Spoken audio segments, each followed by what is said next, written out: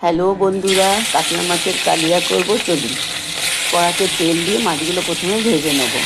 আমি লেজা নিয়েছি, কারণ আমি লেজা খুব ভালোবাসি।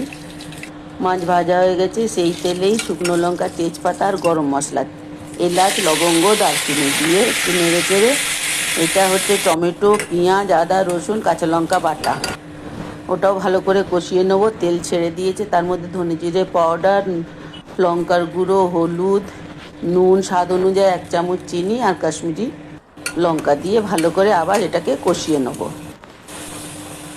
কষিয়ে নেবার পরে এগুলো সব সিম আঁচ করেই করব, আঁচটাকে সিমে করেই করছি। তার মধ্যে দই দিয়ে ভালো করে আবার এটাকে কষিয়ে নেব। তেল ছেড়ে দিয়েছি, এবার পরিমাণ মতন জল দিয়ে দেবো। দিয়ে এটাকে নেড়ে চেড়ে যখন হালকা ফুটে উঠবে, তখন মাছগুলো আমি সব দিয়ে দেবো। মাছগুলো দিয়ে নাড়াচাড়া করে কিছুক্ষণ, দেখুন তেল ছেড়ে দিয়েছে, আমার মাছ রান্না হয়ে গেছে। নামাবার আগে 2 চামচ আমি ঘি দিয়ে দেবো। রান্না আমার রেডি বন্ধুরা। এই যে, যদি ভালো লাগে লাইক করবেন, কমেন্ট করবেন।